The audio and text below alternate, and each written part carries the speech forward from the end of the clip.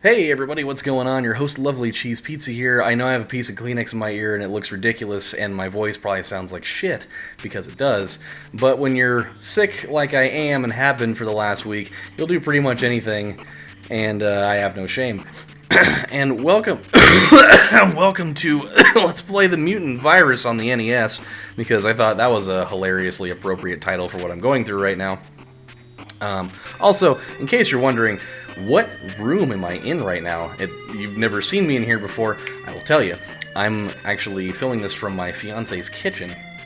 I recently moved in over here about a month ago, and so it's been a little bit harder for me to get over to the office to film regularly, and since I've been sick for the last week, I've not been able to film anything on the channel at all because I've had virtually no voice and just no energy to do it. But I decided, you know what? I have some equipment that I can just film something from here, so I came out here in the kitchen, and I am using the most rudimentary setup ever right now. I busted out the snowflake mic, for one. That's one thing in itself, and I'm propping it up on a candle stand, so that's hilarious, and I'm recording this on fraps from my laptop, and so it's a thing. It's about 6 years ago as you can get for me, seemingly. But yeah, it's all good. So we're gonna make this work. The reason why I have a Kleenex in my ear, you guys probably never really figured that out. I put some garlic and mullein oil in here to help kill the bacteria that's causing the likely ear infection that I have right now. And so I'm keeping this in here to keep the oil from dripping out everywhere. So, so, anywho, let's play this game for a little bit before my sore throat gets any worse. I'm at a point now where every time I swallow, I'm grimacing, and the pain radiates through my ears and the back areas of my tongue. It's all bad. Anywho, so the Mutant Virus of the NES is a very obscure title. I've only played it just a few times ever. Kind of an interesting concept for a game. I just don't think they executed it very well. It's an ambitious idea, and it kind of reminds me of the Magic School Bus episode where they go inside of what's his face's body, and they're like, the bus is floating around through his red blood cells. That's a very specific example, but basically what's going on, if you guys haven't been reading the actual dialogue in here, is a corporation or a business or whatever, some dude like hacked into their computer system and injected a virus into it that's like changing all of their information and all their access codes and stuff, and he's gonna take over and destroy everything. And so this guy is like the only person that they have that can that can fix everything by going into these cool little diver suits that gets shrunken down into miniature size, and they send him inside of the computer to go, strap on his little jetpack and shoot these weird little antibody things and kill the computer virus. So that's literally the entire game. You just go floating around and you shoot these little black balls that progressively start getting worse and worse and worse, taking over the entire world unless you stop it. And so when you complete a room and everything's consumed, it'll destroy them all, and then you move on. So it's a very easy idea, and then you go to each room and you go through all the rooms on a certain floor, and then that area is complete, and then you move on to the next level.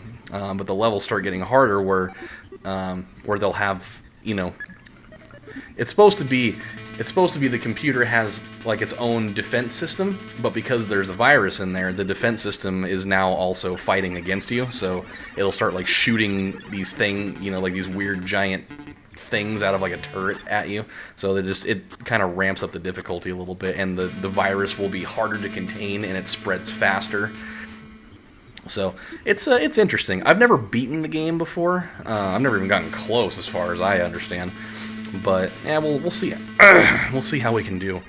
I just want to play it for 15 minutes or so, just so you guys get a general idea of what's going on here. It's not really the kind of game that I would have figured I would have done like a full-fledged series out of, mainly because I can't beat it. There's certain parts of this game where when I get into it, I don't know what to do, because there's other weapons that you can use. At least that's what I understand, but I don't know what the difference in them is. Like they don't explain what these other weapons do, and so you're just kind of like in the dark trying to figure it out. And any type of information I've tried to find on the internet anywhere telling me that Nobody seems to know. It's just this weird-ass game that nobody knows anything about it. I downloaded a ROM package of this like 10 years ago, and I've played it a few times, and every time I go back and play it, it's like it's fun for about 15 or 20 minutes, and then you get to the point where it's just extremely frustrating because you just start dying and you don't know why. You can't do anything to stop it. So, yeah, it's been crazy. But yeah, dude, I got sick again. It's basically this time of year, between Christmas and New Year's, my body goes through what I have deemed over the last number of years as the gauntlet, where it is virtually a guarantee. No matter what I do, I mean, it doesn't matter what vitamins I take, you know, owning a health food store, it doesn't matter what I do, I will get sick. It happens every year, and it has every single year with the exception of, I think, 2 or 3 years ago. I've gotten either the flu or a sinus infection or bronchitis or something, and it usually keeps me out for like a couple of weeks almost. And I'm working on a week or so right now, or something close to it. But it's been all bad, and so basically the gauntlet claimed its victim yet again at a horrible time where I'm trying to plan a wedding and take care of my fiance, who also has had a horrible flu for a couple of weeks. So we took her to the hospital. This is a crazy thing, by the way.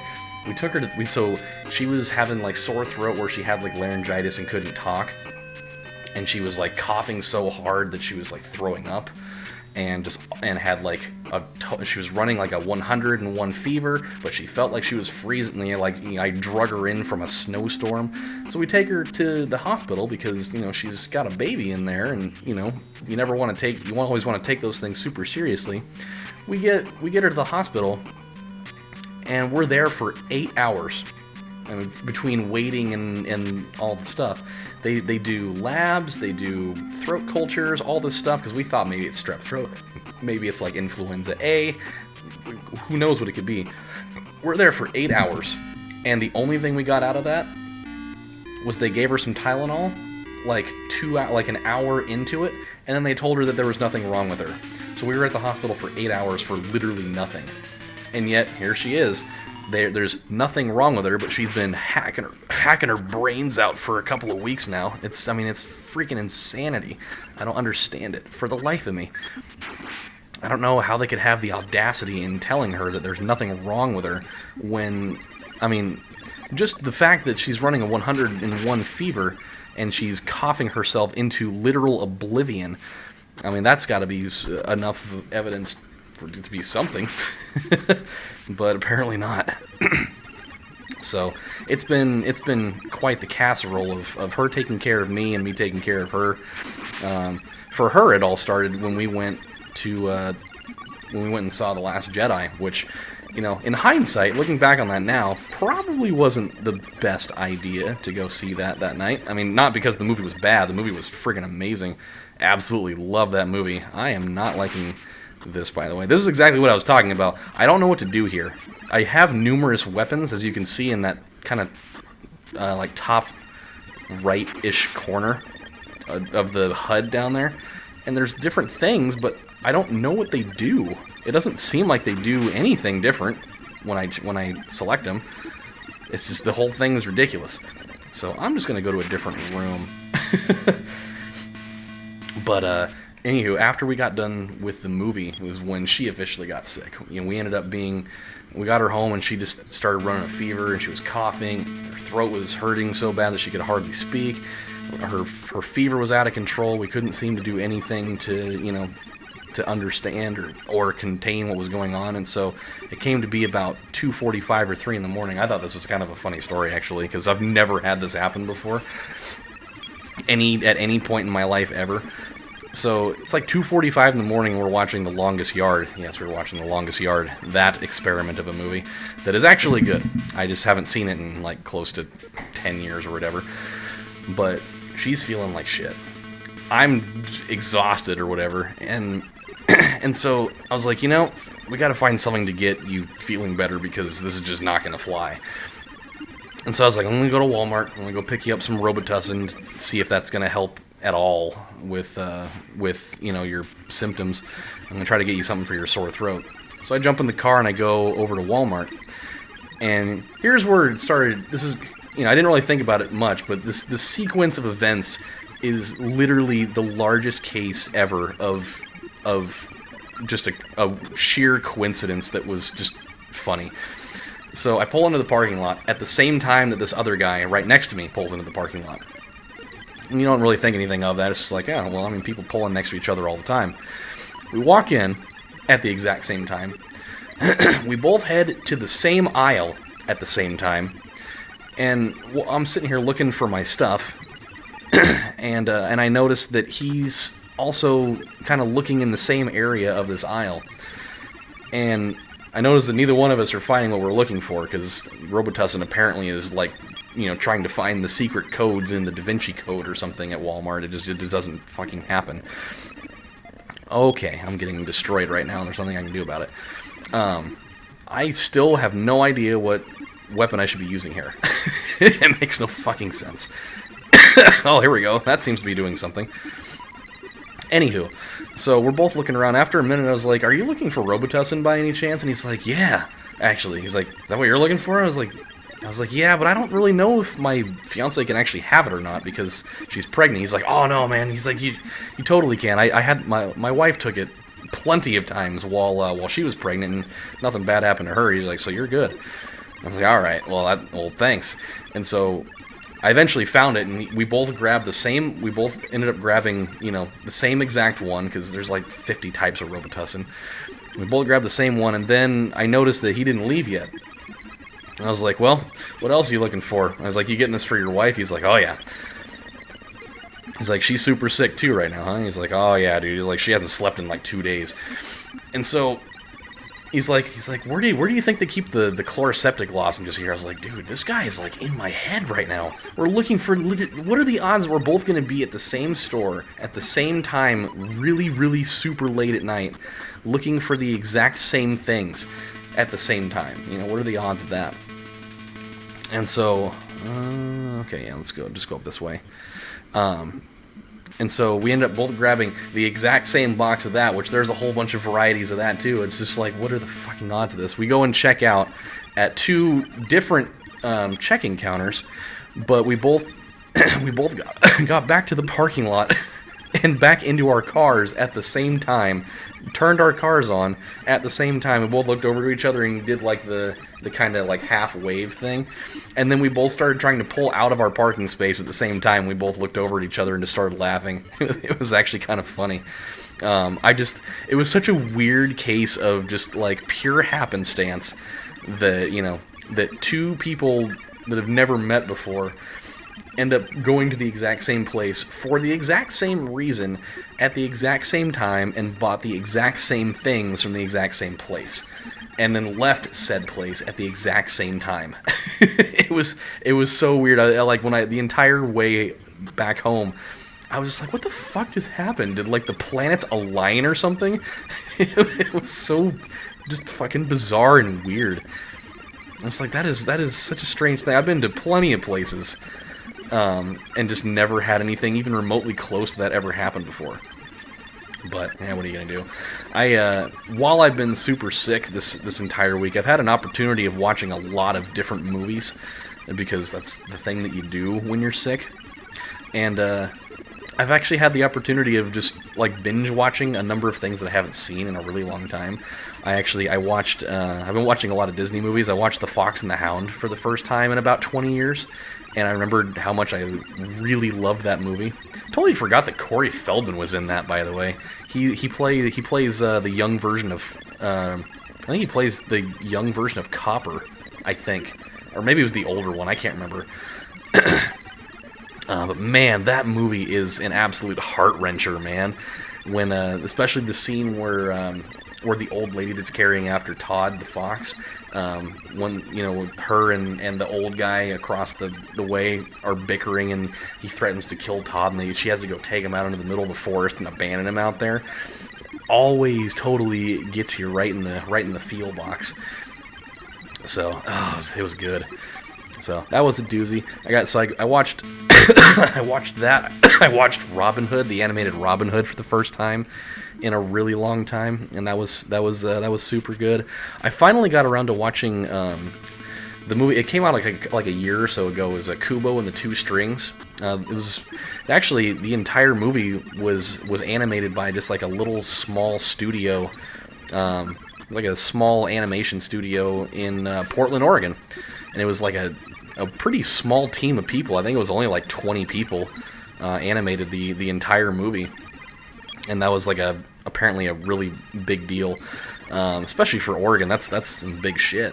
And so I decided to watch it. I've been seeing it on Netflix a whole bunch over the last couple of months, and I've been really wanting to watch it, but I've just never gotten around to doing it. And so finally decided to watch it 2 nights ago, and it was actually really, really good. I thoroughly enjoyed it. I really liked it a lot. I like the animation style that they used for it. I thought it was really cool, and just the movie in itself, with the exception of the really super random casting of Matthew McConaughey in that movie, which I still can't really wrap my head around. That it seems like such a strange person to have in a movie like that, but that's what we got. It was pretty good though. And I've also been, I watched, actually it's on right now in the bedroom, but Michaela and I have watched Shawshank Redemption 3 times in the last 24 hours. We fell asleep last night watching it, and then once the movie was over, she woke up randomly from probably coughing and turned it on again, and so we had it playing in the background again. And then when I got home from work today, because I was stupid enough to go to work, she played it again when I got back, and so we played it 3 times in the span of a day. But I've also gone through binge watching some shows too. I actually decided to start from episode 1 on the original Pokemon show, and just because I've been like weirdly in the mood for Pokemon lately. And gosh, why won't this stuff just die? Good God. This is so frustrating. It's like I just want this stuff to go away and it won't do it. So yeah, I've been binge watching the original Pokemon show, and I also it's become kind of standard viewing fare for me at night when she goes to bed, because I have horrible insomnia and I never go to sleep. I started binge watching the original Yu-Gi-Oh, because they have that on Netflix too. So I decided to watch that as well, and I've actually been really enjoying that. That was kind of like a guilty pleasure show for me when I was in high school, because it would be on like right when I would get home from school a lot of the time. And so, oh my God, you've got to be kidding me. Look at this room right now. This thing is ridiculous. What the fuck am I supposed to do with this room? Oh my God. I think we may have to call this thing here in a minute or so. This is so stupid.